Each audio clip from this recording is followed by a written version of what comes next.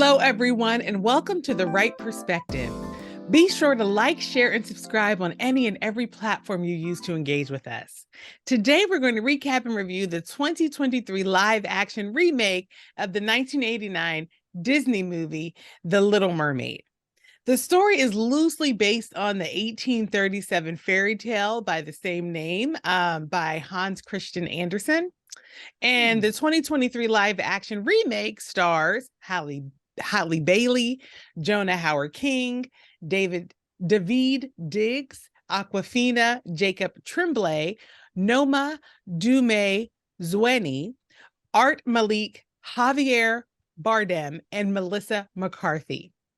The movie just came out on May 26th, about a week and a half before the taping of this recording, and it has already made $186.2 million domestically, $140.5 million internationally, for a total of like $326.7 million on a budget of $250 million in just a week and a half.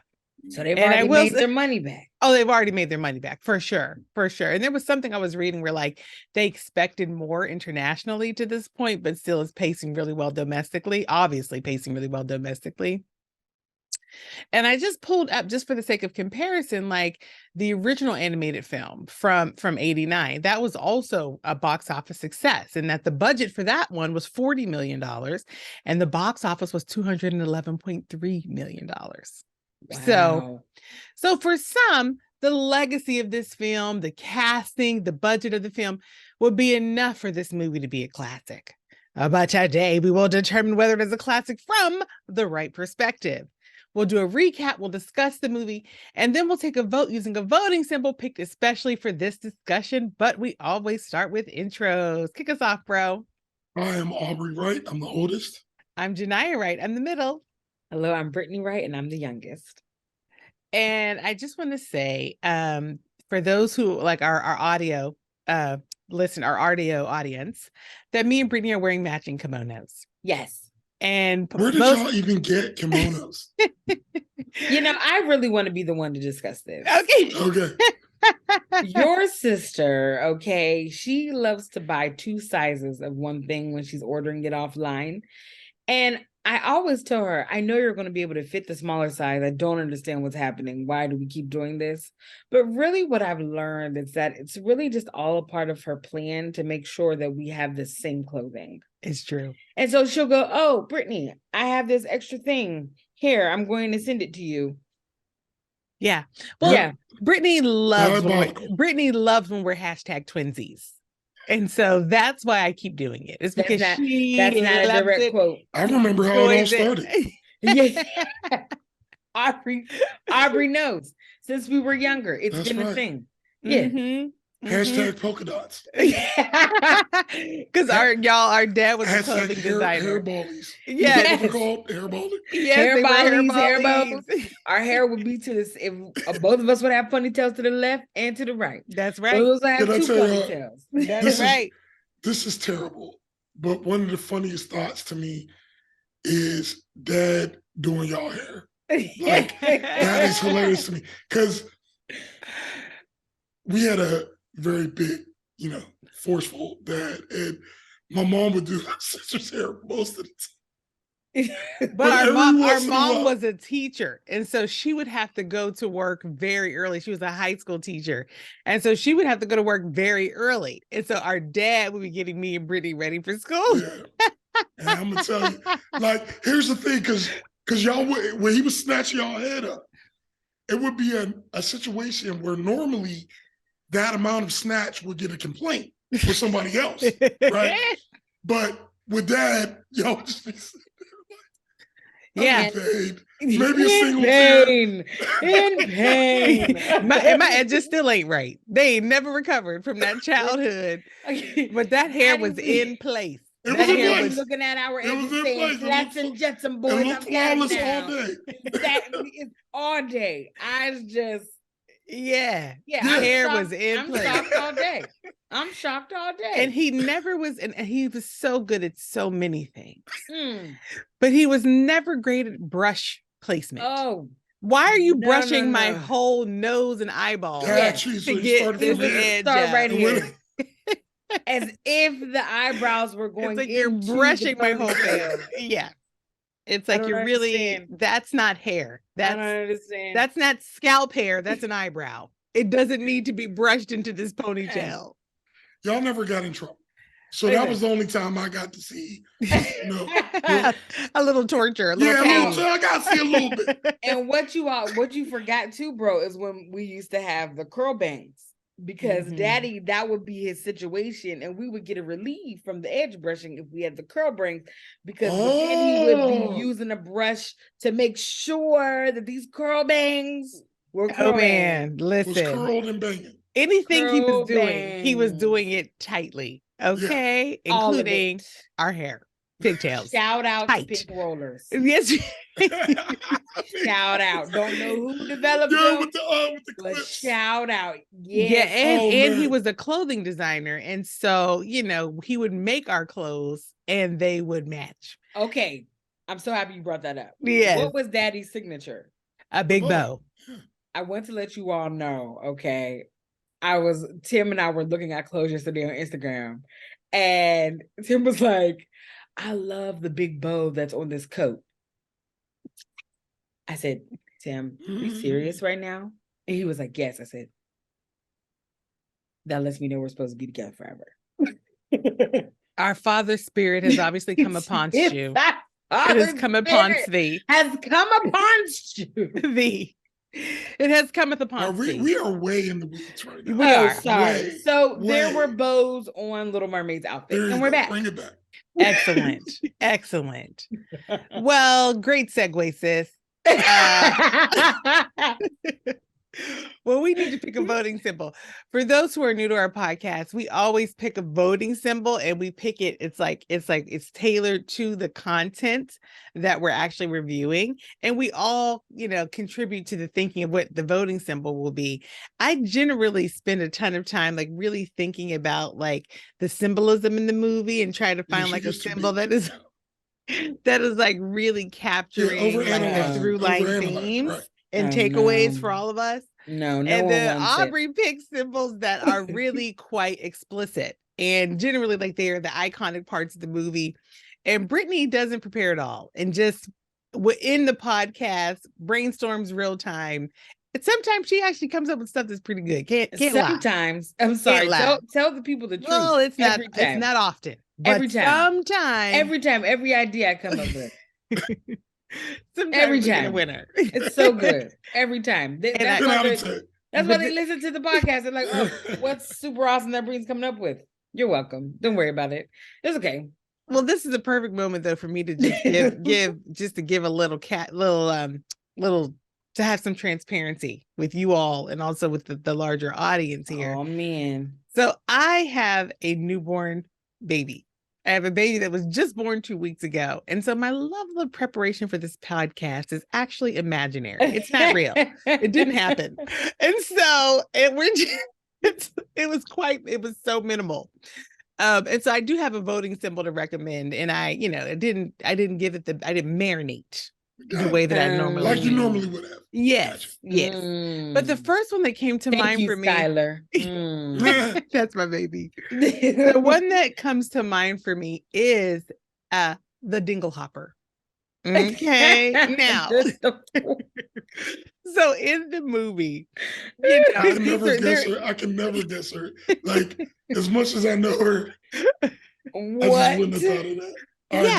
Because now, in the movie, there are sea creatures that are finding things like little artifacts of human life, and they think that they know what the artifacts are.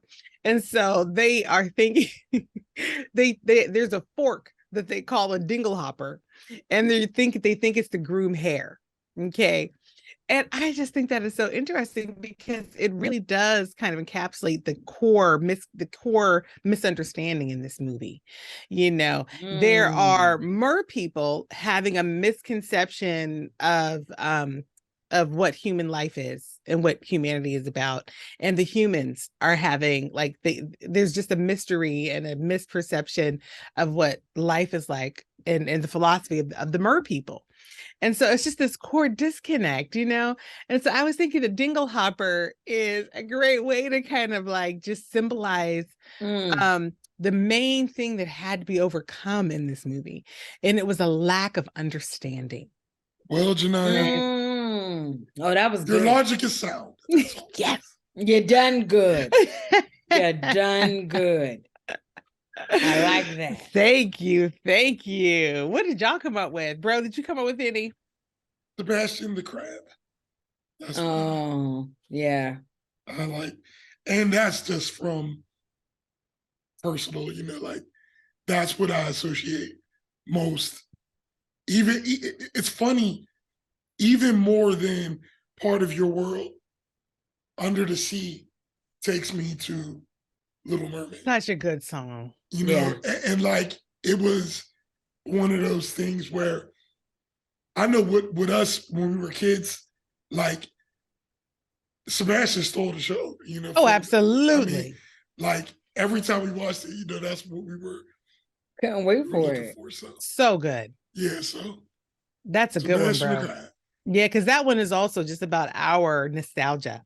Yeah, I mean, more than anything, more than anything, because I think there are things that would, you know, maybe I could have thought of or whatever, but at the end of the day, I mean, like we would be so I don't remember it exactly, like where we were sitting or something like that. But I remember the feeling every time we would, you know, watch that. And we get to start singing it. And in the 1989 version, that was Samuel E. Wright playing Sebastian. Yeah. And probably. Yes. And you know, that song Under the Sea actually won the Academy Award for Best Original Song. It was a great song. Night for the 1989. Yeah. And I'm gonna tell you, because here's the thing.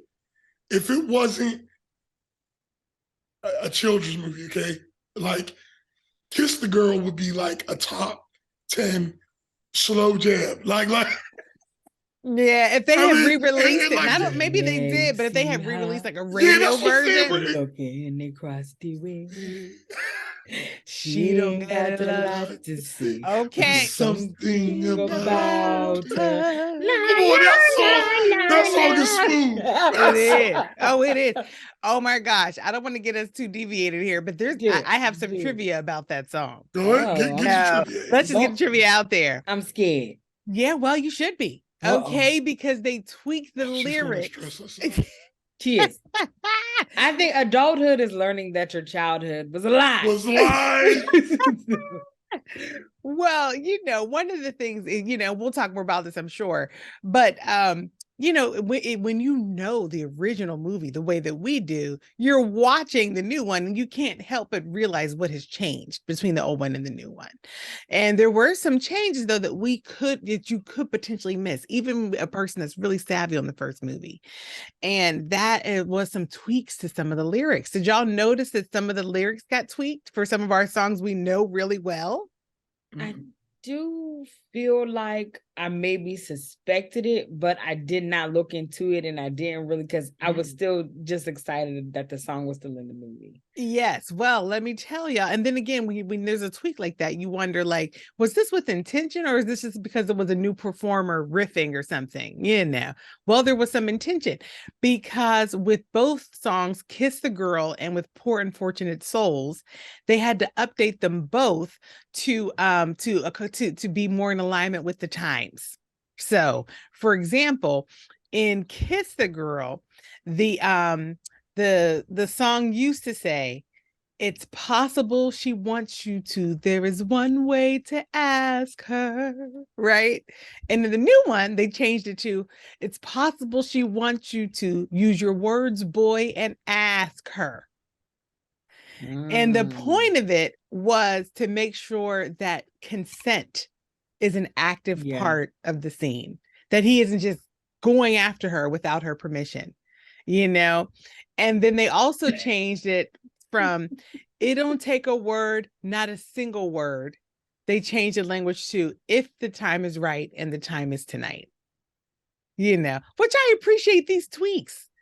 You know, so anyway, so the song's still beautiful. We ain't got time. She needs to have human legs. Well, look, she needs her voice back. Yeah, well, I appreciate it though, because these are these little subtle things that little girls grow up with. That it's just like you just grow up believing you're on display at the mercy of, waiting to be. You know, I don't know. I know that's like, because what the super romantic thing is, when you're in the blue lagoon, what you want to do, you want the guy to be like, "Can I kiss you?"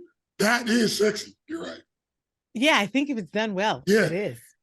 Aubrey's joking, but Aubrey's joking. No, you don't say it like that. You're like, I really want to kiss you. That's it. And then it's like, okay. Exactly. Totally.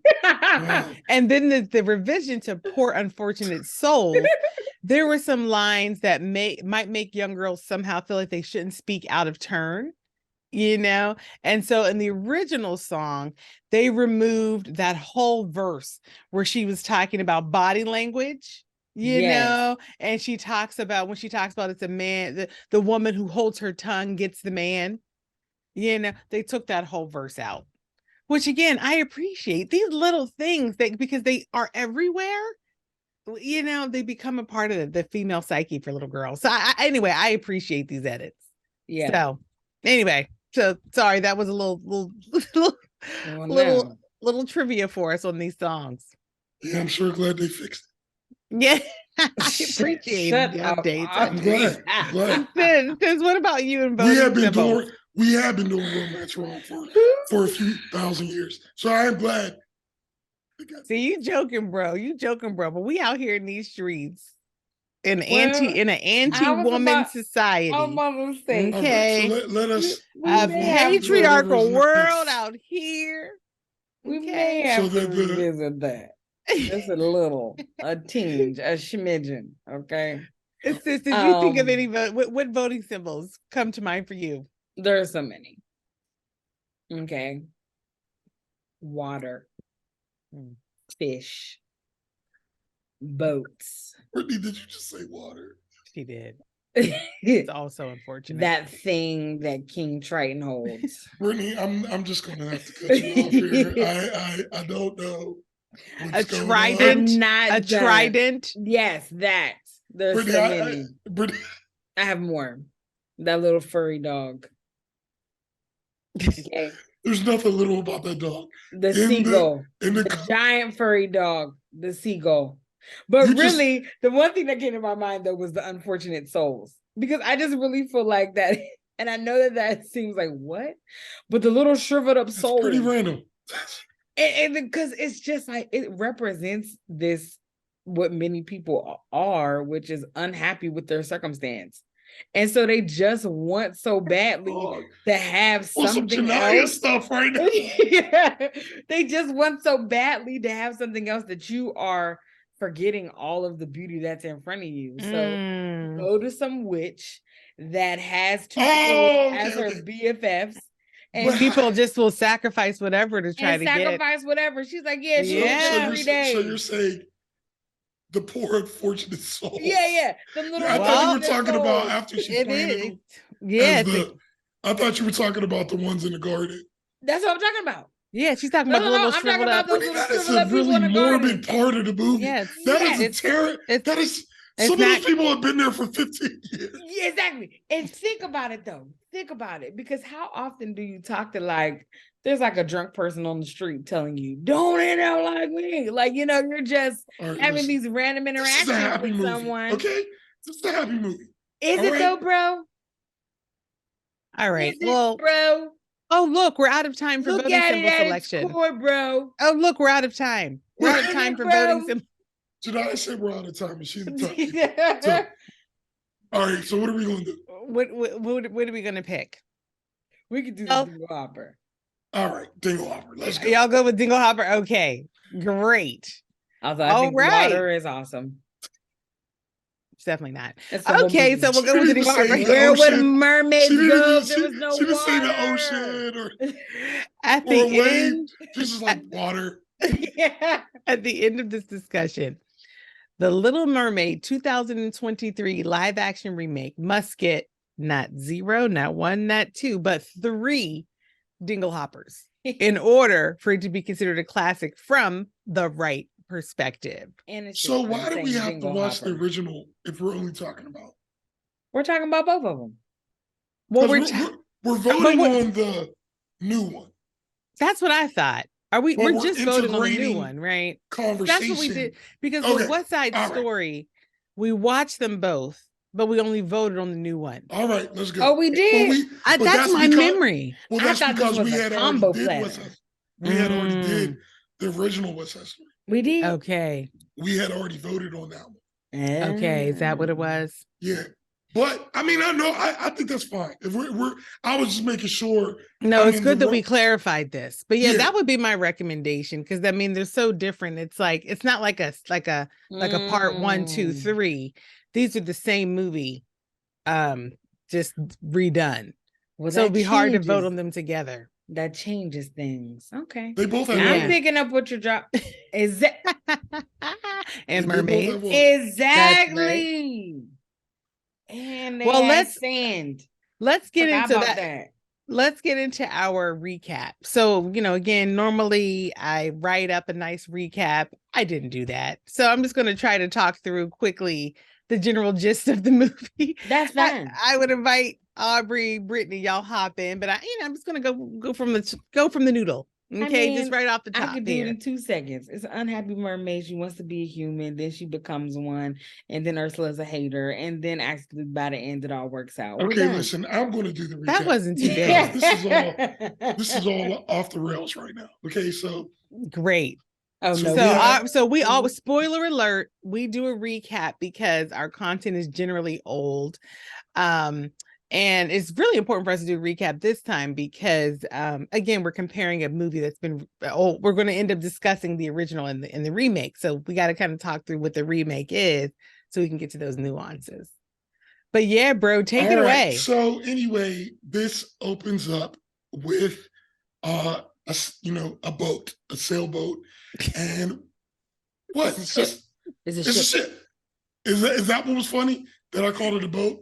Well, what was funny was like how much detail you're getting into. Oh no, when- I'm not getting into Okay, detail. Believe That's what was me. okay. But that is what. I know she's Go not for talking it. about nobody that's getting the- into detail. That's why it was funny because I was like, Oh, see how you I getting get into it, I get it, detail I get it. when I get But I can criticized for assure that. you, this is not going to be that. Go for it, detailed. bro. But I'm just saying, both of them start off in the boat where we meet. His name is Eric, right? The prince, The prince, the human So- prince. Yeah, so we open up in the boat where we meet the prince, who is Prince Eric of a nondescript. Just like a Caribbean country, Yeah, it's just Caribbean island just a country. It's a country, and they are the people in the boat are wailing and doing stuff like that. So they start talking about mermaids, obviously, as you do while you're on the boat. But the bottom line is you can tell that Eric is somebody who likes to, explore and discover and stuff like that. Meantime, you have under the sea, you have Ariel, and Ariel is fascinated with what does she call it? What The do they call it? surface. The human surface world. world, the Yeah. human world. She's Uh-huh. And fascinated she's with a the human- princess too. Right.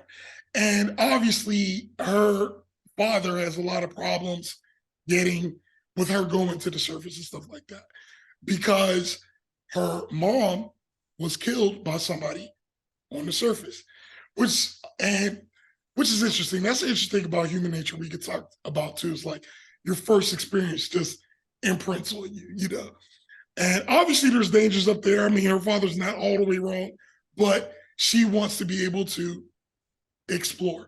So going up there against her father's wishes, at one point, she sees Eric and she is infatuated with him kind of from the beginning. And long story short, the ship ends up going into a storm and wrecking. Eric almost dies. Ariel saves him, brings him to the shore, and she's singing to him.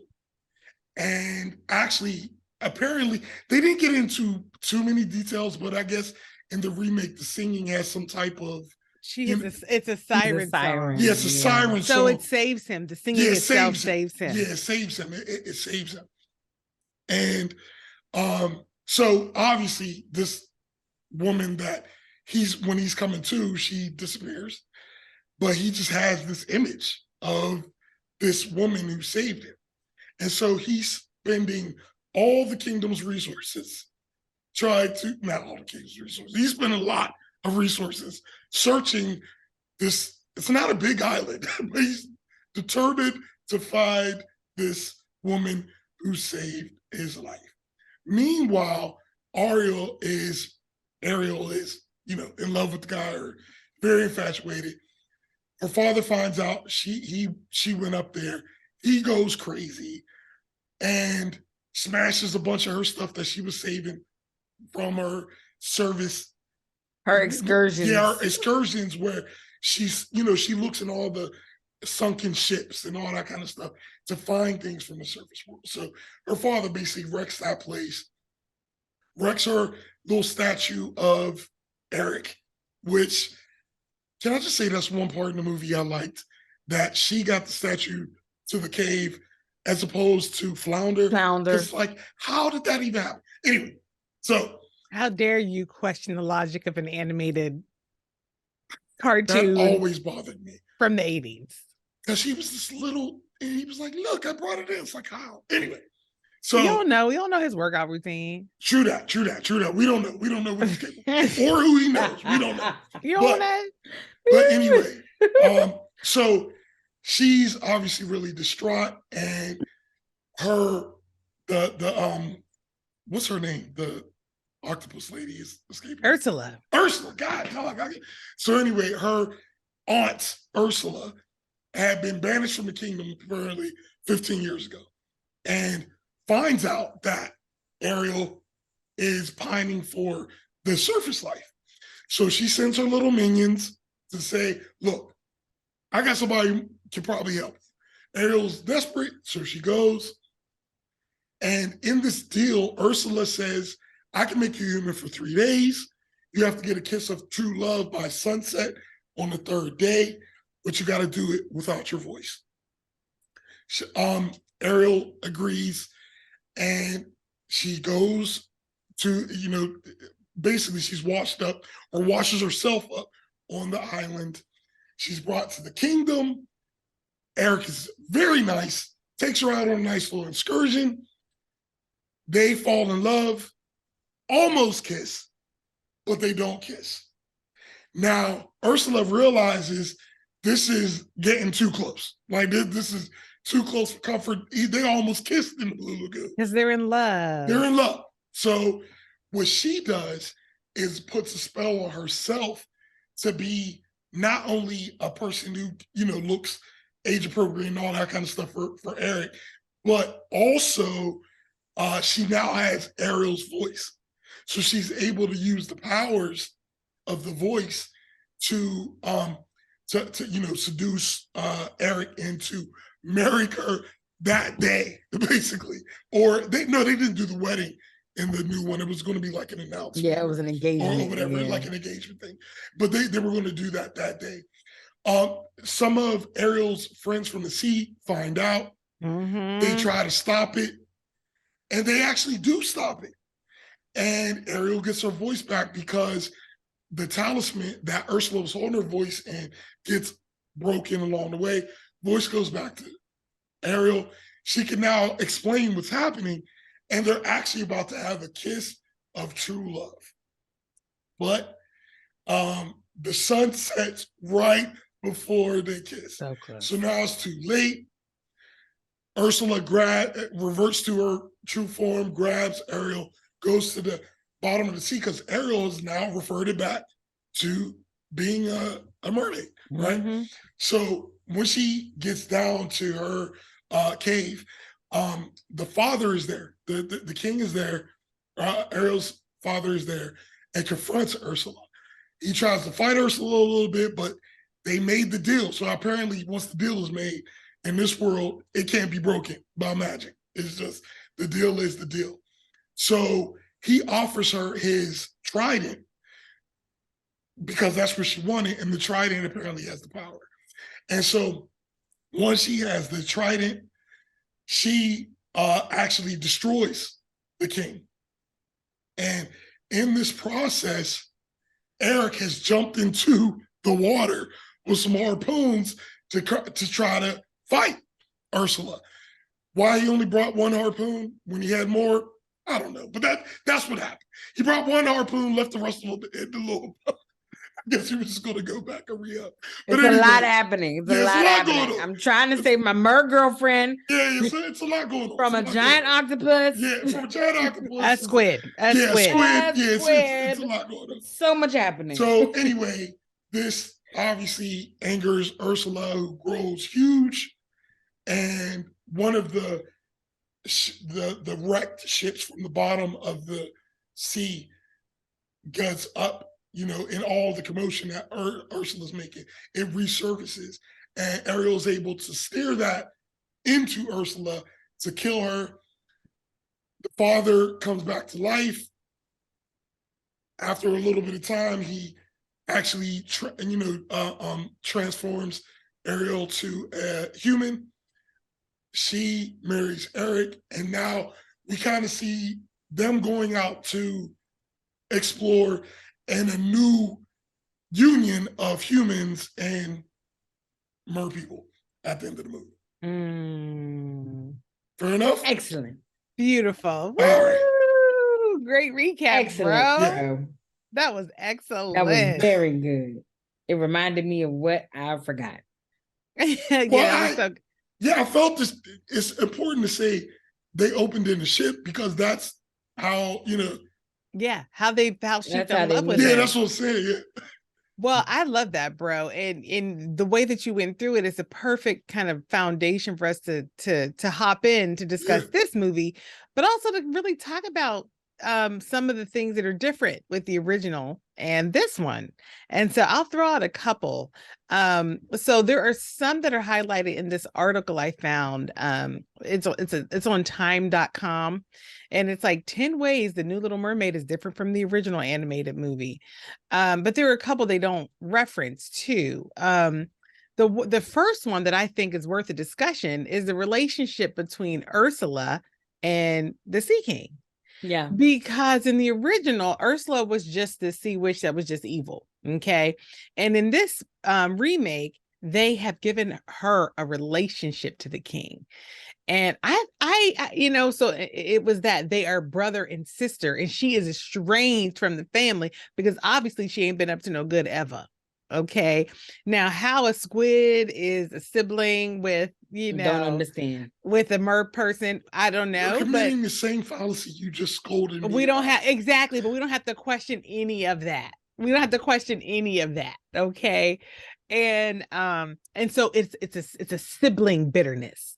And for some reason, she thinks that it's her right to be the ruler of the ocean. And it isn't, it's her brother. And so that's the core of her bitterness. So what did y'all think of that, that different take on Ursula? That was one of the ones I liked. Mm-hmm. Yeah, I appreciated that change. But honestly, when I was watching it, I thought to myself, I had to think to myself, I was like, oh, that is different. They didn't discuss that in the other movie. And when I was watching the other movie, I was like, I don't even think I ever thought that about, how is she? It just seemed like she's just a dark force. Yes. In the water. Yes. You know what I mean? So we didn't get to like that core of like the why. Why was she so angry and wanting to have power? Yeah. Yes. Because the way they set her up now, she could have her own backstory movie. I mean, how did Ursula become so bitter and angry? And I would love to see Melissa McCarthy do it again. I would absolutely watch it. I would absolutely watch it. Both of them, the Ursula from the original and Melissa McCarthy, excellent. They did it, and it's very clear whoever was the what is it, the illustrator for Ursula, they had an idea of what they wanted, honey. they wanted somebody voluptuous. I said, Ursula, I don't remember you having all this booty. I was like, I said, okay, then, Ursula, you showing out in the waters. No, the original Ursula was voluptuous too. That's what I'm talking about. About. I don't remember the original Ursula being all that voluptuous. I knew she had a large chest, but I don't remember her having a big butt. And I was like, I said, okay, then, Ursula, I see you, girl. Well, related to that part of the storyline, they also made the voice of Ariel a siren song. And I actually have mixed emotions about this, because the siren song is when we think of a siren song, we think of it as something that manipulates people. Yeah. Right. When you think of a siren, you're thinking if it's like it's like driving people off course or manipulating their conclusions. But in this case, she used her siren song to heal Eric. So they needed to explain how she was able to save him. And I appreciate they used her voice as the way to bring a logic to how she saved him, because she had to bring him from the middle of the ocean all the way to shore. And so I guess it wouldn't have been logical for her to have been able to do it successfully. So they made the siren song. But I struggle with that a little bit, because it took some of the magic out of their relationship, or it took some of the authentic chemistry away. Because now it seems like she manipulated him with her siren song to fall in love with her, kind of. The funny thing is, that sounds like a point I normally would have made, but it felt like the siren song was to wake him up, but I didn't feel like they were saying that it would just endear him to her, kind of. No, I mean, he was endeared to this person saved my life. Okay. You know what I mean? But but I didn't feel like, I felt like she could have used it if she wanted to. But I didn't see thank you for that implication that she actually did. Okay. Because even Ursula was like, I'm gonna take this because that wouldn't be fair, Yeah. And so she knows what she could do, but I didn't get to feel that's what she did. And I don't think that Ariel would have either. Okay. But even if she did, though, that's kind of like right? Because it's leaving that impression on someone. You want to stand out from the rest. So how would I stand out from the rest? Nobody else has my siren song. Whoa, I'm just gonna start singing it. Because you're gonna remember this here siren song. I'm not being negative, but I'm making myself stand out from all the other people you've ever met. And I mean, I'm not a people, I'm a mer person, but that's beside the point. The point is, you're going to remember. I appreciate that take, but I in the moment I was like, she meant it, but I appreciate the way y'all are thinking about it. Another one that, and I'll stop because there's so many in my mind, but another one that stuck out for me was, at the end, Ariel killed Ursula. Yes. Now, did y'all remember that Eric is the one that killed Ursula in the original? Of course. So it was the same thing though, where it was like a wrecked ship, that comes out of the water. But Eric was the one that killed her in the last one, and this time Ariel killed her. Yeah, they fixed that. And I like that. I like that. Yeah, women don't need no saving. Right. Yeah, that made a whole lot of sense. I wasn't even thinking about it in that way. For him not to have his heroic moment. I wasn't even thinking about it in that way, bro. The way I was thinking about it was that he's literally a human. And I was thinking to myself, he was a human in the original. No, that's what I'm saying. I was thinking about him if they were trying to, make some stuff a little more realistic.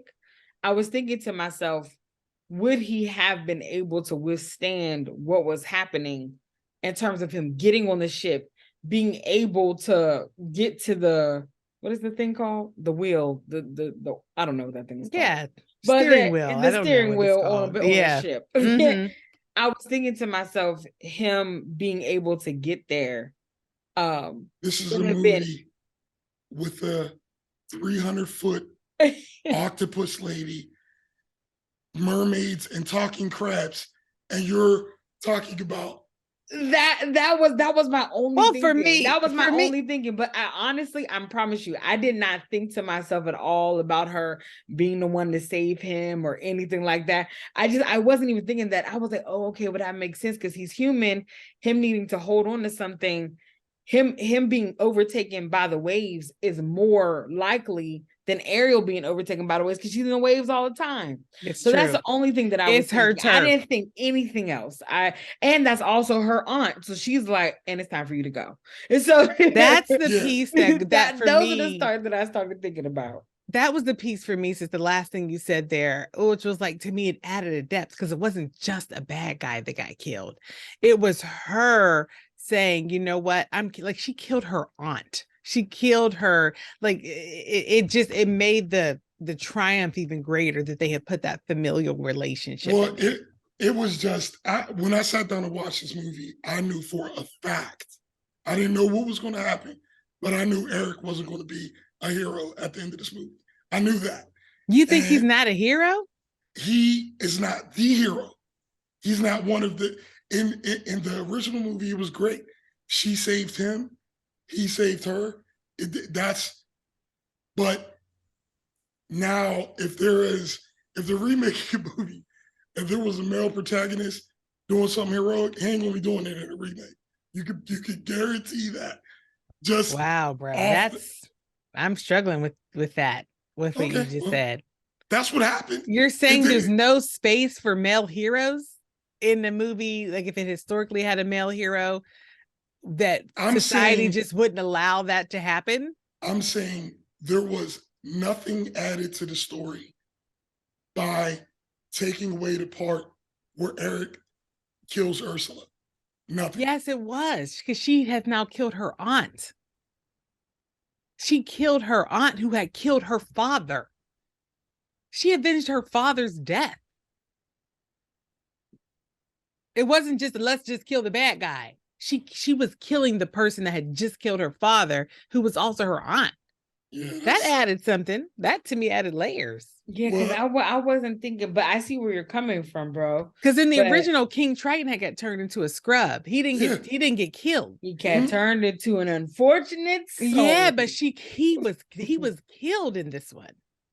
But it wasn't. She just ended up being on the boat in all the chaos. It wasn't like there was something where it was like, you killed my father, now I had to avenge him. She didn't say it, but that's what happened. But what I'm saying is she just ended up on the boat.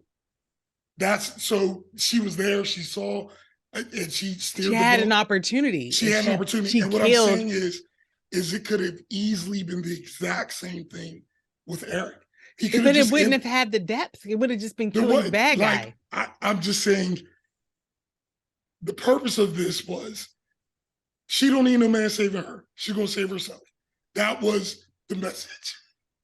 Because nobody's thinking, oh well, it's like when you were. But he still got into the water with the harpoon. Oh yeah, he was good. Yeah, I kind of felt like I thought he was very heroic. I don't know. I'm just struggling. Oh no, he was heroic in the sense that he jumped in the water, and I was glad they at least gave him that. But at the end, that was the moment. That was a huge part of the movie. That was a huge part of the movie in the original movie when he's fighting. How are we going to kill this? And he sees, he gets the idea in the last moment, and he steers the ship into her, killing her. That was an important part of the movie, and he just took it away. But I mean, it's not uncommon. That's just, I knew for a fact they weren't going to let him save the day at the end. I knew that from the beginning. So whatever starts, I knew at the beginning. And I didn't go see the movie by myself. I won a bet. I was like, I bet you $20 Eric does not kill Ursula at the end of this movie. And you know what? Honestly, I knew that Ursula got killed. I had forgotten about that part of the movie.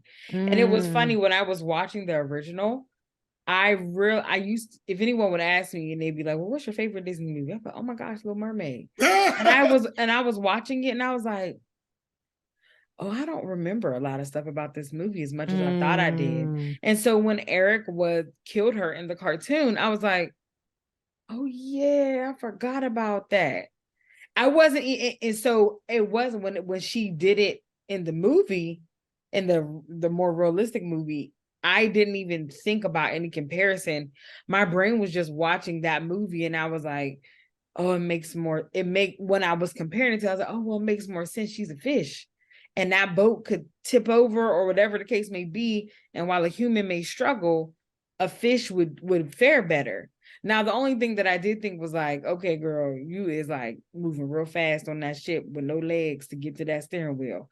But I was like, but listen, She swims every single day. She has strong upper body strength. every day.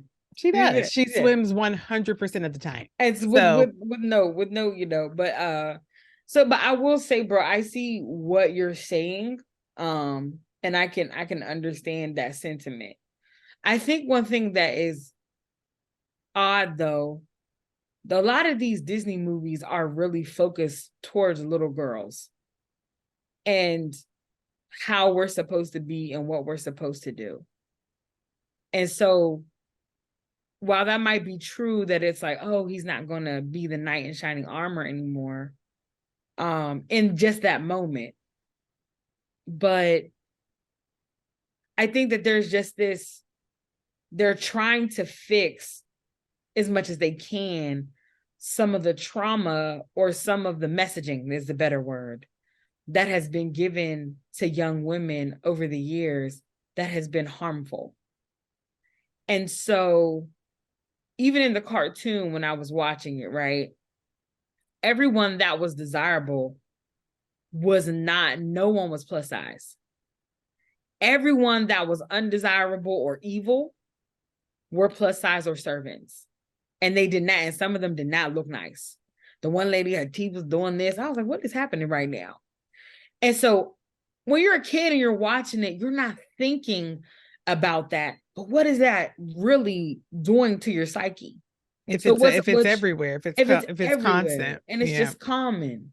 And so I think about this messaging for a lot of women that I have to be saved by a man. But here's the thing. If you keep being told that you're supposed to be saved by this individual and this is your life's goal and I need to give up my fish life and become a human. Like if you're being told this messaging, but then you're in real life and real life says who you are, you don't get the person jumping on the ship, steering to go kill something. You don't get the person that's searching for you everywhere. What does that do? So I understand the messaging and wanting to kind of fix it up and do different stuff with it. But I can also see where it's just like, okay, don't do the most. I'm saying in the original movie, I don't think anybody could argue that Ariel was weak. Ariel was strong, independent-minded, brave. She risked her life for 3 days, just betting on, I believe love will work out. I believe it'll work out. This feels right. And not only that, she saved Eric's life in the beginning of this movie, which is the whole point of the movie. So the beauty of the Little Mermaid cartoon was she saved him. And through her bravery, now he's alive, and then he saves her. They saved each other. It was a symbiotic, power that was going on there. And I'm saying I missed that dynamic. No, I get that. I totally see that. This feels like a great segue to a larger question of like, why are we doing live action remakes of stuff? Oh my gosh. I mean, glad you brought that up. Because right, I will just say so much stuff when you do that. In general, this concept of like, let's go back, redo, remake, to me, it is just such BS. I struggle with it. It's lazy. It feels a little lazy. Even and it's not just in the movies, y'all. Like even on stage productions, they're doing with like what they're calling like colorblind casting, where just even if it's historical figures, they could just be casted as any race.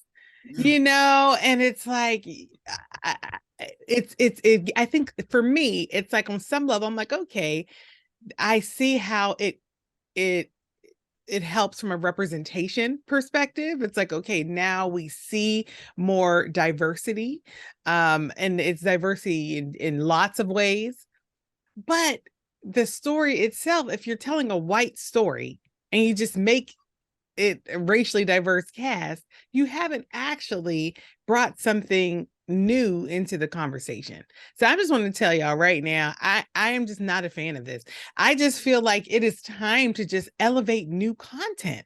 Just there's new content out there. Can somebody write a mermaid story? I'm sure they can. There's so much new content. I mean, there's so much new content. I'm feeling you so much that I'm getting chills right now. I got a little bit of goosebumps popping because I feel you so much. Because what I'm saying is there are messages that, for example, that get better, right? But it's like make something new with the new message. Yes. And like live in our new values. You don't have to go back and course correct. Yeah, whatever's going, because that's how time works. Yes. Things, move forward. And what I'm saying is it even makes your message more effective because we're talking about inclusivity and all these different gender roles and all this different kind of stuff. But let's just I'm sure we're not gonna get back in it, but let's just use this as an example. Let's say I was watching the Mermaid movie, a new one, and at the end, she killed the whatever. Like I wouldn't be thinking about it. But like whenever you're making these remakes, you think of everything in the context of the original. Absolutely. You know what I'm Absolutely. saying? And particularly, so everything is on that. And the other thing is with Disney in particular, I feel like they did as best job as they could, but with anthropomorphic, that's the right characters, the animals that are like people or whatever, that doesn't translate as good to live action. You know what I'm saying? So like Sebastian, I enjoy Sebastian in the movie as well. But like, there's no comparison to how you can make his facial expressions. No way. It's a cartoon. Yep. Like you can have his voice doing certain things, but you can't have. But now I will say, add to your point though, Awkwafina did a great job being the what is it? The stork. Scuttle. She did an amazing job at being just like ridiculous. I did. And she had big shoes to fill because it had been Buddy Hackett, in the original. Oh, I didn't know that. Yeah. Oh, no, I didn't know. Big shoes to fill. Let me tell you something. I laughed out loud when he was swarming up all the animals to come and like destroy this wedding in the cartoon. When he got into Ursula's face and just yelled at her, like it was, he just screamed really loudly, and I had to watch it twice. It made me laugh out loud. It was so funny. Yeah. And so I was like, okay, I appreciate that. I do think about some of the things though that I do like, the fact that I felt like the new movie was Little Mermaid meets Fantasia meets Once Upon This Island. And I love Once Upon This Island is a high bar, sis. And I say that only because of that scene when they were out in the community.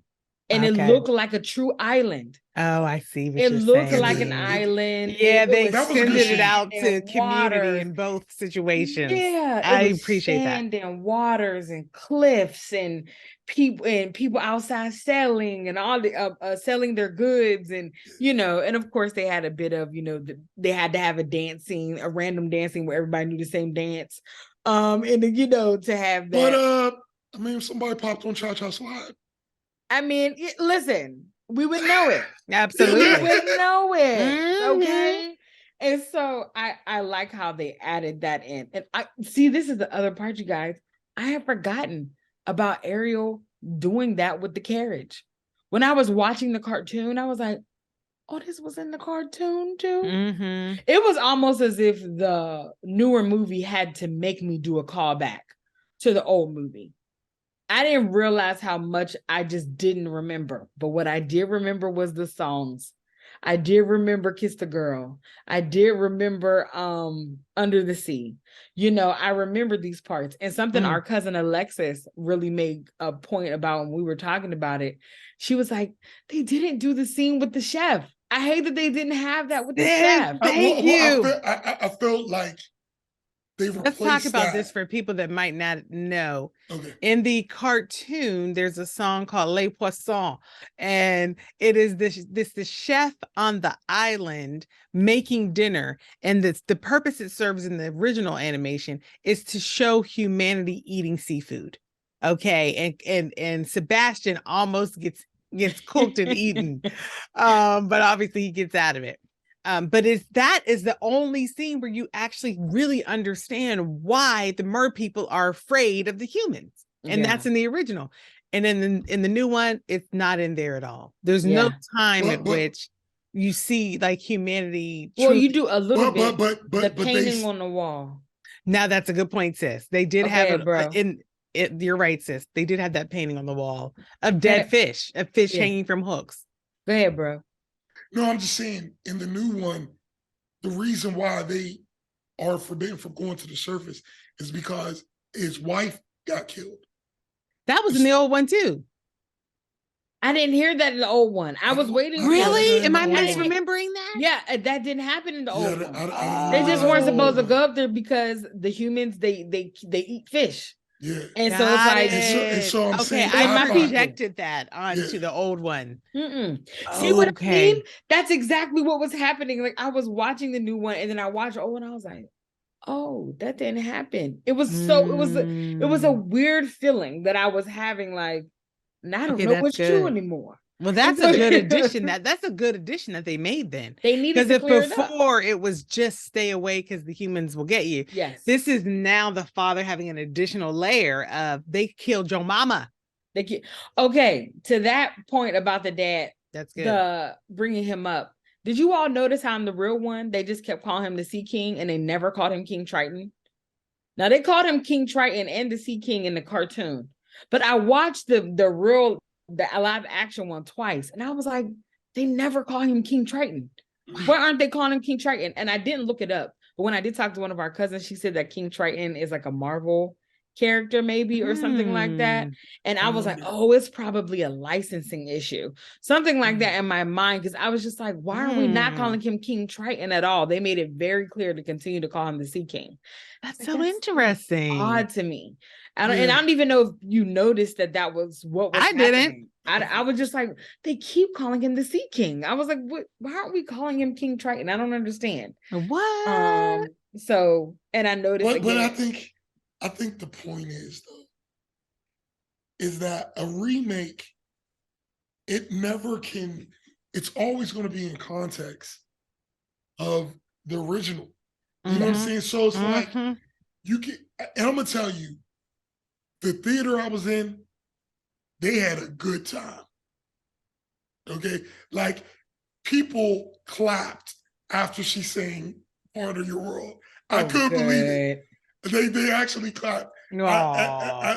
But also present in the theater though was us collectively waiting on parts. Yeah. So it's like when they saw the boat, because Kiss the Girl happens in the original when they are in the Blue Lagoon. They are, wrote Floating in about a blue lagoon. yeah, and there as soon as you saw the boat, everybody in the theater was like, like, you're already excited. You know what I mean? And, yeah. and I'm just saying, I just don't see, it takes away from my being able to get lost in the movie. It's like I'm just watching something I watched before, but seeing how they'll, do it. And if they change it, changes are they going and to if they change it, I ain't gonna like it. So then, because I didn't like, everybody is liking all the extra songs. I didn't like any of the extra songs. I didn't like any of those I didn't like songs. any of the extra songs. And I Let me read those out for folks. Made it too long. And it was like, and it made me feel like, no, look, we're it's different. We got a song here. See, and let me read out what the songs are real quick, y'all. Well, the one when you get to the one song, okay, go ahead. There's 3 new songs. One is For the First Time, which is Ariel's first step into the human world. Yes. One is Wild Uncharted Waters, and Horrible that song. is Eric's big solo about wanting to get off the island. Delete it. And they should have just deleted that.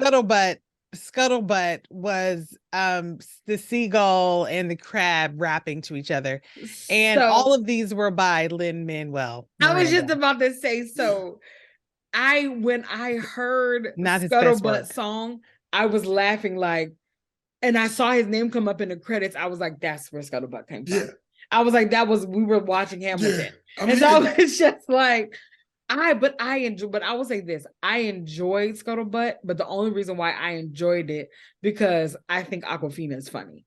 And so I was like, okay, but I can also see how if people made the statements that I didn't appreciate any of these new songs, I also understand that completely. Because we didn't really need them. We didn't need them. Well, I'm gonna tell you, the theater loves Scuttlebutt. Yeah, I enjoyed it. The theater I was in, and it was one of these moments where I was like, I mean, because everybody was really, and for me, the song felt very out of place. It didn't even feel like the rest of the movie, and it was just, it didn't even make sense. I'm gonna get some of that Scuttlebutt. Like, what are you talking about? It was just, but at the same time, I was in a place of not hating because I'm like, whatever he's doing, whatever they're doing is working because everybody in this theater is excited. I'm just saying, personally, it just felt shoved in. It was just like, for me, y'all, what I struggled with is that it was the only rap.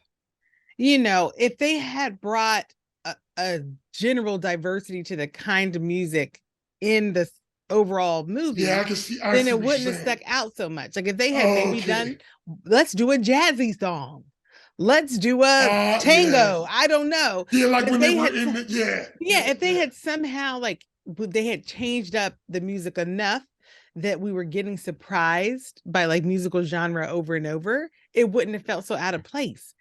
But it was like everything else was the normal Disney melodic song.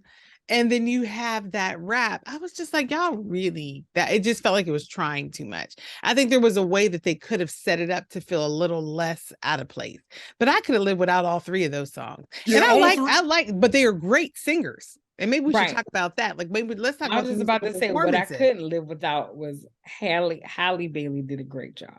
Great singing, great acting. She truly was. She filled the shoes of without a shadow of a doubt of Ariel. And made it her own. She did both. And she respected what it was and made it her own.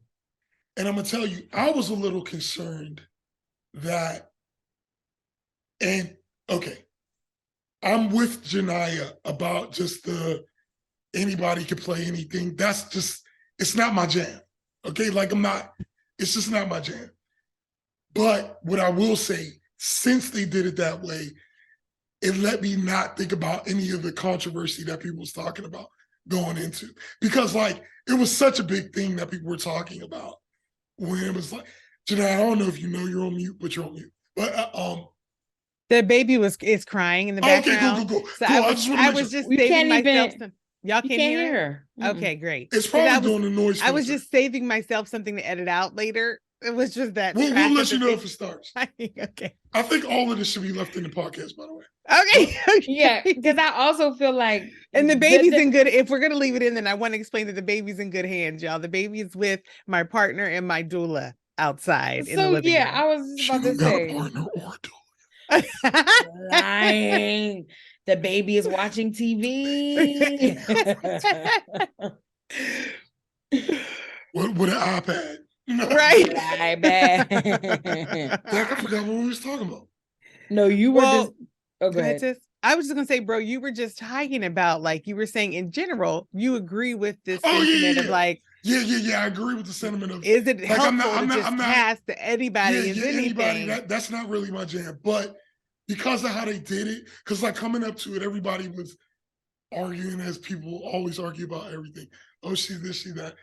And I'm like, well, in the movie, there was just like everybody was everybody. There was no like there's no real rhyme or reason to that. So like I liked that.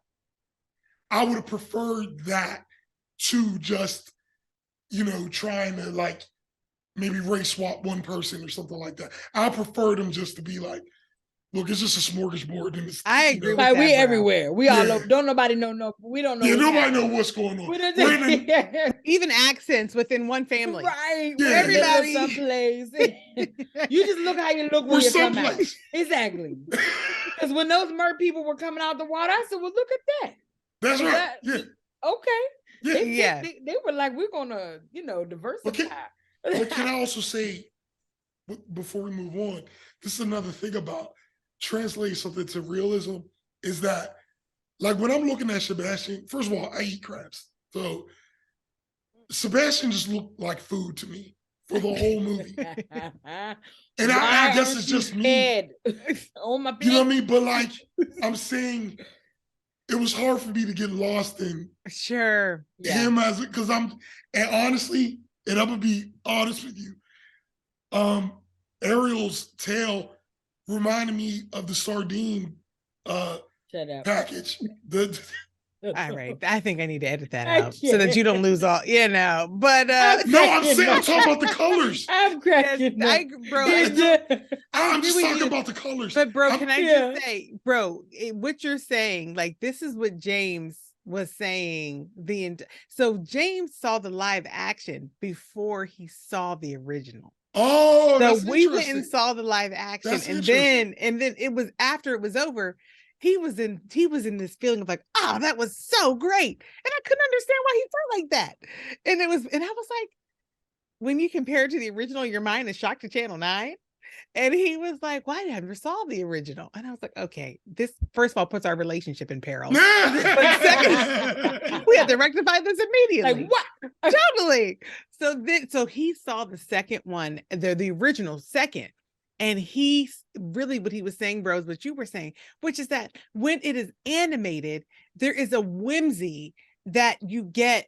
Just yes, that's what I was visuals trying to say. that just makes everything more special, more fun. Like that Dinglehopper scene where Scuttle like combs his hair. It's not going to translate. It can't when they made it real, feathers just flew out. But when it was an animated, he got a little afro. There's no like when she started doing her hair, there is no way, like, because like in the original, when she says the yes. And she picks up the fork and she's doing her hair. She like, look, I know what this is. The issue for me, even with that though, is that Halle Bailey actually, she has locks. And I know they did goddess locks on her hair. So some of her hair is locked, and goddess locks, some of it's locked, some of it's more loose. And when they did that, I was just like, this doesn't actually really translate to this texture of hair and how we do that. So we're putting a comb through that or a fork, putting anything through that, you wouldn't normally do that. Yeah, they should wrapped it around. Yeah. I think it would have been funny if they would have found out some other use that would have been equally as funny. Off. But Totally. but even Like if this is a but you foot gotta scratcher. think Yes. that would have been good. Yes. But like you gotta think, even if somebody had straight hair, you can't do that with a fork. Like there would have been no way to translate this into human. into that's just one of the Yeah, you just lose some of the whimsy, Yeah. you know? Well, I will tell you this, something, and it made me emotional at the end of the original and kind of I was emotional 2 different reasons at the end of each movie. Before the real one, anytime I see in a movie where they're trying to fix where a larger theme of the movie is we're all different, but we could work together. When I see that larger theme and I see it comes together, it always makes me cry. It always makes me cry. Inevitably. Yes. And the reason is it always reminds me how much destruction has been done to ensure that we can't get there. That we can't get there. It just is so much destruction that has been created to make sure that we don't live in harmony amongst other people, that we don't embrace other people's differences, we don't embrace different mindsets, different religions, different thought processes, different, just anything. And then when you go and you do go to these places, you can have someone take it and appropriate it as if they are the ones that discovered it. And it's still happening to this day. Last year or the year before, someone had created a bonnet and made it as if and tried to patent and say that this was the first bonnet. And it was just like, what is happening right now? And so when I see these different things in these types of shows, so anyway, before I reiterate the same point, and then, but for the last one, for the cartoon, it made me, and I loved how in both of them, I loved how they kept him coming out of the water, King Triton or the Sea King coming out of the water and giving Ariel a kiss and letting her, her saying, "I love you, daddy." Like, I really appreciated that they kept that part as well. I thought that was really nice and that was really fun. Yeah. But I don't know how they could have did it visually, but I kind of liked the ending of the first one better. But I still liked the ending of the remake. I thought it was visually, like Brittany said, visually it was just, see all the people and, you know what I mean? Like, it was a very impactful moment, but it was something about them getting married on the boat and like all of the, people around the boat. I liked that in the cartoon. So, but I like both, I guess. They were different in good ways. Well, I will tell you, if I was going to make my ideal ending to this movie, and again, it would be a departure. I would, because again, it's only in fantasy could you have an ending where, for example, she doesn't have to choose. Wouldn't it be wonderful if she could be a human when she wanted, but also to go back and be a mermaid whenever she wanted to be with her family? I just hated that at the end she still had to forsake completely her life before. So again, that's just if I had my druthers, I'd have no problem with the end of this movie. Yeah. But if I was to just create my own, I would just say only in fantasy would she really get to have both. Because normally in life, like, we're in these situations where you gotta choose. That's right.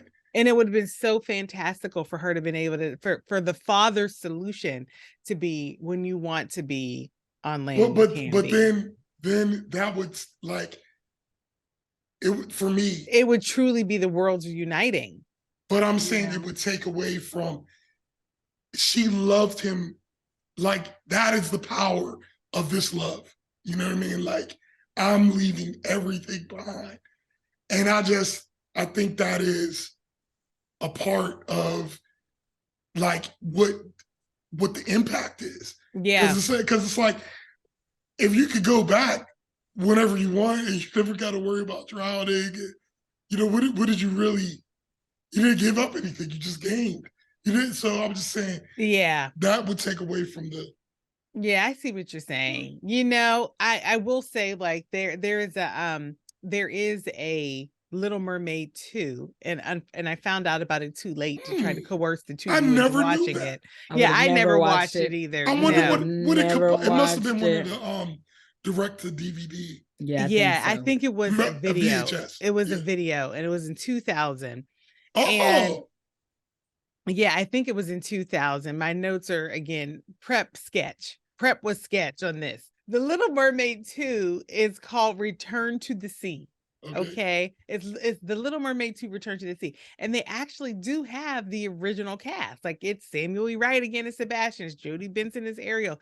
It's like they're bringing back the people. And what actually happens is that it is their daughter. Okay. And the daughter, she's a human, and I think it's like the Ursula, the sea witch's sister, is named Morgana, has targeted Ariel and Eric's daughter. And it's something about her being human but having like that mermaid lineage, and Morgana victimizing her somehow because of that. So I didn't get a chance. I didn't even watch a trailer or anything, but that's what I was able to pick up from a cursory kind of look. But anyway, so just saying that there's another layer out there to what happens when a mermaid becomes human and her family is still mermaids. Yeah. Now, so that'll be something. But you know what else, y'all? We started to talk about the performances. And we talked about Halle Bailey and how she did her thing. Okay, she sang that song. Okay, every time I listen to her part of this world, whether it's in a preview, when I saw both movies, tears, eyes, so good. And an amazing job. I like how she was subtle in her amazingness of singing. Totally. And by that, I mean, a lot of times you'll hear somebody redo an iconic song. So now they're like, all right, man. Like, right. You're doing too much. The song, well, we don't need your extra runs and all this, like and I feel like she perfected that. You know what I'm saying? And that's how she got discovered for it. Halle Bailey's voice is amazing. And she has this strong, soft voice. Yeah, that's the best way to describe it. That's the perfect description, sis. What was it? The 2019 Oscars or something like that. She was singing with her sister Chloe, and the man who was like, he was in the audience, like, do we find our Ariel? And so it effortless. It was effortless. Totally, just a beautiful voice. She was a siren in that moment and didn't even realize it, right? Yes. It was her talent that brought her. It was never anything else that people were trying to make it into, which they knew that controversy would get, the people going, because people love that. For a preview to have, I think it was like in the first week, like 1.5 million dislikes. For it to have it based off of just the fact that she was Black. They didn't care about the fact that she's phenomenal, her talent, they cared nothing about that. And so when you have that, they knew that would happen. Like, come on, the box office was already going to be a hit based off of that. But more importantly, her talent is out of this planet. And I think that they did a great job at casting. There was no one in this cast that I really was like, you didn't do a good job. Right. The only one I could think of, maybe some people that could have played Eric better, maybe. But here's the thing: that guy that played Eric, I like that Eric. I thought they knocked Eric out of the park. He did a great. He looked just like the cartoon. It was like that white shirt on with he looked just like him, and I was like, this is very freaky right now. It looks like they did something to your face, like they're doing some CGI. Now, to that point, let me tell you something. Let me tell you what made me upset. Okay, I'll tell you what made me upset. Brittany hot take. That scene, the newer live action version missed what they could have done with that 300-foot Ariel. 300-foot Ursula. You saw it in 3D. Right. The first time I saw it was just regular standard. Then the next time I saw it was in 3D because I went and saw it in 3D with the purpose of seeing that scene. Because I was like, okay, the standard ain't given what's happening. This is huge monster Ursula. She's causing a hurricane in the waters. I was like, I need to see this in 3D because I think I'm missing it on standard. I was watching it in 3D like, oh, it just, what? And what I think upset me about it is that I watch Marvel and DC movies. I see what can be done with computers. I don't know how to do them, but I know that there are so many people out here that know how to do them. People can do stuff. There's so much stuff. They can do stuff. The fact that you say somebody forgot their laptop. The fact that you couldn't really hear her voice and what she was saying, the fact that you couldn't see the expressions on her face and she looked like some robot or something was happening, I was like, no. Because I'm looking at the cartoon and the cartoon, I was like, this is what I was expecting in the movie. In the live action, I was like, oh, when you see those things are going to be robust. They're going to blow my mind and blow my socks off. And my socks were still on. Them socks was on, girl. I put my shoes back on as a result.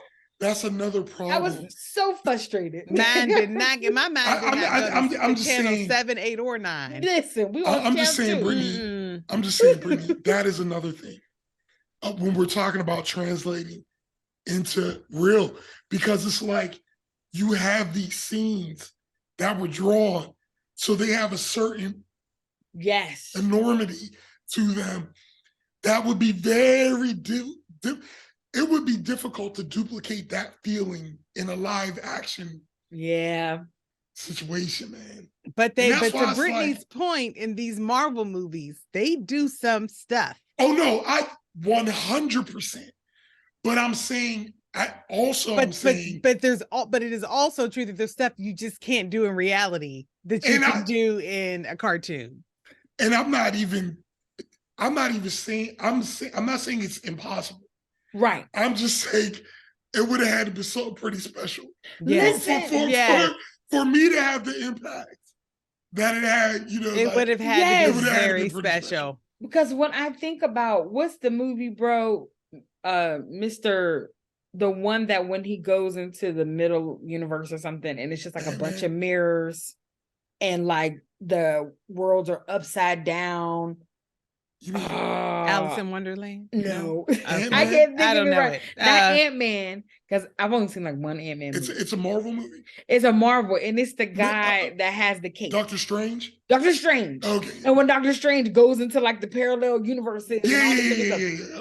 Like when I can see that and they make that look like that is happening out here on the planet and I just can't see it. Like that's what my brain is doing. My brain is like, oh, obviously Doctor Strange is a real person and that is happening. And this happened on Tuesday. On the levels. Yes. To see that. And I'm like, okay, I get it. Right? Like you can take me in there. When you have access to that type of technology and I see this robotic Ariel, Ursula, I was just like, is this for real? Mm-hmm. I was very frustrated. I was very frustrated. Like they did better in the original Ghostbusters with the Marshmallow Man. That really like a marshmallow going down the street. It did. Anyway, frightening. So I just wanted to say that. But overall, everybody did a great job. Yeah, and I wanted to call out the name of Eric because we celebrated him. Jonah Hauer-King is the name of that actor. Yeah, he did good. I thought he was great. And they have great chemistry. Who plays Sebastian? David Diggs. And you would recognize him. He plays Rainbow's brother on Blackish. And he was also in Hamilton. That's the you guys know that actor. I did not know his name. I love him. Y'all know that actor, he did a great job. I'm like, to me, I thought that was going to be the part that was hardest, actually. Because Sebastian was my favorite character. Mine too. And so I was like, there's no way you're going to, you can't, but he was great. And not only, he had his own spin, just a skosh. He made it his own, just enough, but it was 100% Sebastian. And if it didn't look so much like a real crab, I'd be but even the sound of it sounds like a crab. Like, one thing, and I do want to say, because I know we probably have gone over time, and before we leave, in the original cartoon, there were no king and queen. They just weren't in the movie. And I'm happy that they fixed, quote unquote, that in the live action, that there was actually a king. I like that too.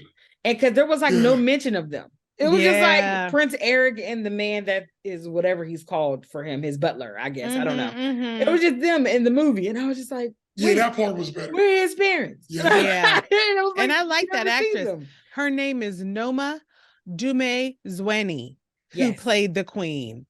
I really like her. I thought she did a great job. And I like how they gave nuance to that character. They created it and gave it that nuance of, she was dealing with the complexity of these two societies existing and having to be a leader in that context. Which I appreciated that character. And we needed to dig into her and the butler and how I feel like they had a little something going on. There was a tone. There was a tone. And I said, okay, girl. And I think he's doing some royal duties. I thought that the guy who played King Triton, Javier Bardem. Yes. I thought he did a great job. And he's fine too. Go on, Javier. Have you ever seen No Country for Old Men? Got me about to give my legs up. No. Give up my legs to be king, to the sea king. Brittany, did you ever see what's it called? No Country for Old Men. No. How do y'all keep up with all these shows? That was a movie. That was back in the day. I feel like that was a while ago. I'm just say he plays one of the most terrifying antagonists ever. And to see him do that, it was just like, I have a lot of respect for actors who could do that. Because I'm telling you, he played that so well that I really, the killer dude, I just thought I would never be able to see him. Yes. But yeah. And James, though, and it's kind of what we were talking about earlier, he did not appreciate the visual of the live action king after he saw the cartoon, because he was like, in the cartoon the king was like so majestic and like larger than but you everybody can't else. do that, and you couldn't do it. You can't. I think we can rap, right? I think because I feel like because this leads into, honestly, I'm deciding as I'm saying this because I'm do it, bro. I'm conflicted because my whole thing had to change when we said, "Oh, we're only doing the one." I was like, "Oh, well, yeah, I would prefer. I prefer it that way, actually. Yeah. I mean, in a sense of, I'm gonna tell you, I feel like the movie was well done. Yeah, extremely. I feel like the music was great. I feel like the visuals were amazing. But on the other side, it's difficult translating certain things to real life. Like before, when you talk about eating different animals and stuff like that, it on a cartoon, you can kind of get lost in the, just fantasy of it. But you're seeing these fish that look like fish talking to each other. And then you see Scuttlebutt eating fish. And you're like, are they eating sentient beings? Like, what is going on? And then just the visual of a mermaid, seeing it that much, it's better in a cartoon. It just comes across, because mermaids look like real fish. And like, how do you know what I mean? Like, get your brain all the way away from that. Really looks like a fishtail, actually. You know what I'm saying? Yeah, that like the movie with Daryl Hannah in it from back in the day, Splash. Yeah. With Daryl Hannah and Tom Hanks. Right. I always thought, ooh, that tail looks like, she's a fish. It looks like a fish. Yes. That was such a which is a example. Horrible thing to say, because now I'm discriminating against mermaids, but I'm just saying, it's like, ew. I really hope that they don't come and see. Yeah. I know. I don't want to be in the backlash from that community. But so and this is the way, and then we always talk about the things like, would I watch this again? I don't know. I would not watch it again, But but honestly, here's all right. I'm deciding. I'm deciding right now. I'm gonna stop stalling. It's hard because I feel like in conjunction, for me, it's a classic, and in the sense that it was interesting enough to be a classic to me. In the sense that if I showed somebody the first one, I would show them the second. I don't think it can stand there alone. But why am I worried about a remake standing on its own? It's a remake. It's a clear remake. All right. We'll get back to you. So, bro, go back to me. Next podcast. Come back. Go back to me. Go. And when I talk, I'm gonna just. This would be a first time where somebody gets to start their vote, pause, and come back. Yes, this is the first time. It's necessary though. I need to hear what y'all are saying. Okay, well, let me tell you. Our next season, you all will consider my jazz a lot more. You'll consider it. Let me just say, y'all, I feel like this we've one, been playing jazz every episode. Bro, I want to agree with you that this is a hard one. Yeah. Okay, because here we have a movie that, in my opinion, was well done and completely unnecessary to the world. Yes. Yes. We don't need it. Deny it, yes. Oh, that's what I'm trying to say. So that's the conundrum here. What do? We've got a well-done movie that didn't need to exist. So for me, and you know, it's so funny. I had done, when the live action Lion King came out, right. I had done a review. I have a review on YouTube of that movie.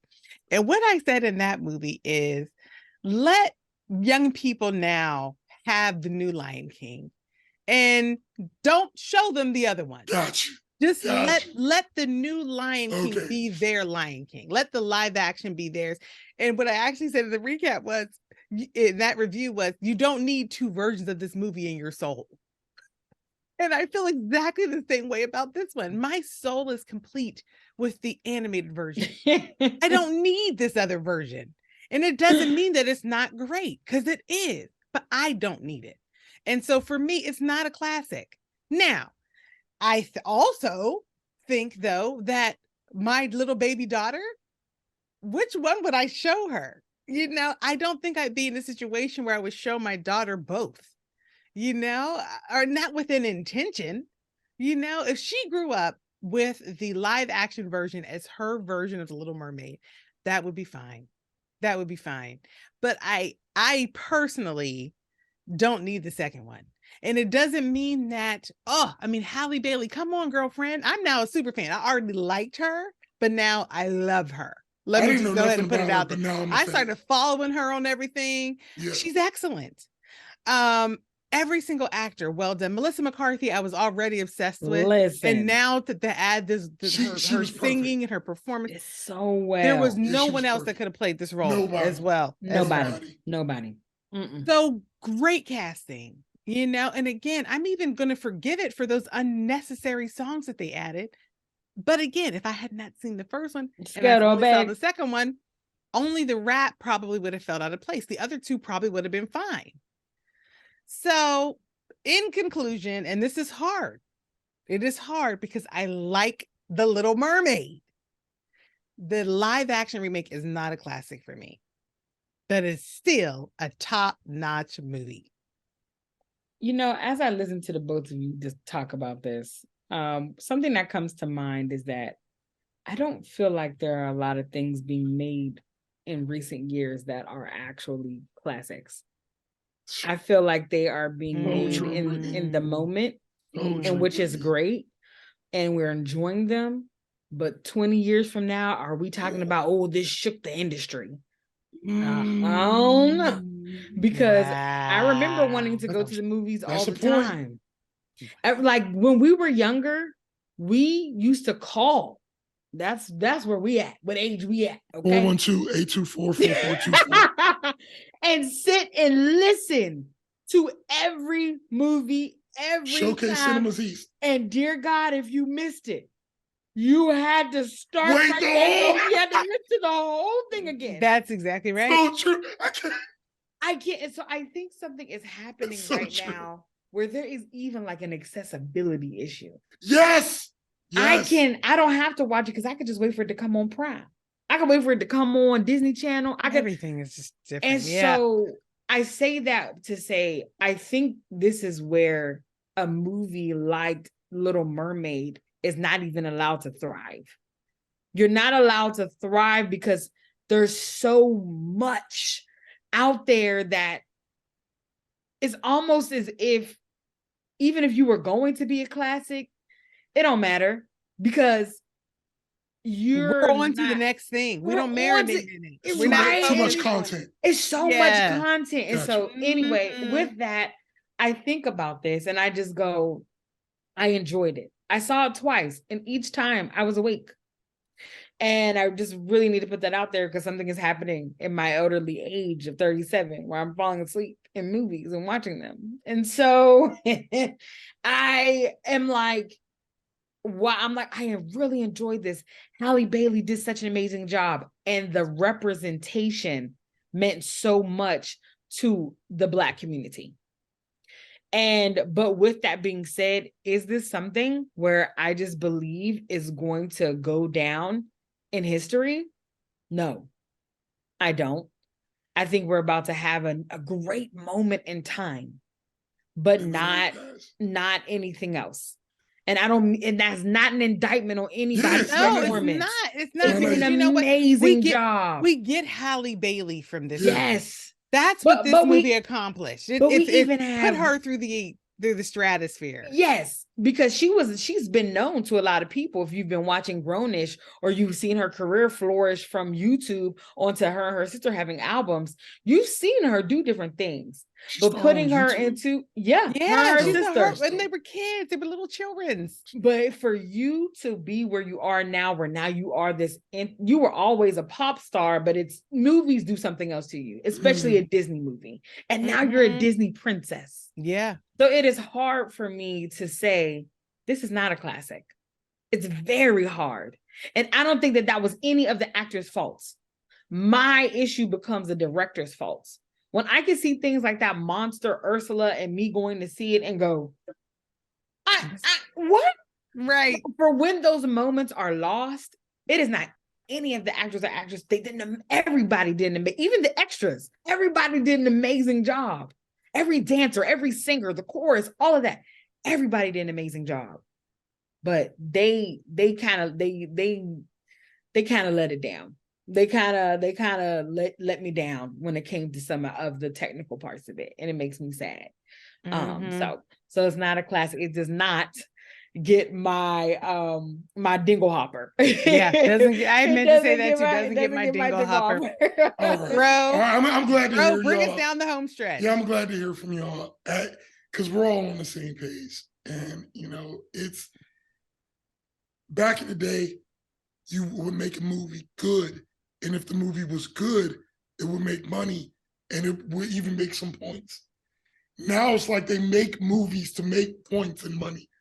And like Jedi said, it's like this movie was great. I'm equally feeling it was great and unnecessary. That's the best way to put it. That was the best way. That was just a great way to summarize it because you're feeling this weird. How do you describe that film? But that's what it is. Yeah. But so no, it's not a classic. It does not get my dingle hopper. This is surprising. This was a hard one. This is a surprising outcome, folks. The live action 2023 Little Mermaid is not a classic from the Wright perspective. But I think based on context clues that if we were voting on the original Little Mermaid, that it probably would be a classic. Can skip the context clues. I'm gonna from the Wright perspective. It gets my dingle hopper. Yeah, we can skip it gets my dingle hopper. Okay. Yeah. So, but again, but at the same smoothest time, man ever in history, smoothest crab. He was like winds. Words. No, you see. Samuel E. Wright. Yes. Oh man. And even the way he was with the king, like just doing whatever, like just pandering to the king, no matter what the king's perspective was. But it wasn't in a weak way. It was like he was funny. Almost playing the king. Totally. King, you right. Like King. I always say, you have to let the kids be able to do what they want. Which is what you said. Is that what Now I what was- you said in the beginning. Yeah, He did a So great job. y'all, with a special honorable mention for Sebastian. Y'all, this movie is not a classic from the Wright perspective, but thank you for watching us. We can't wait to get your comments and get your thoughts. Is it a classic for you? Let us know. Love you, bro and sis. I Thanks love for you. watching and listening, everybody. Bye. Talk to y'all later.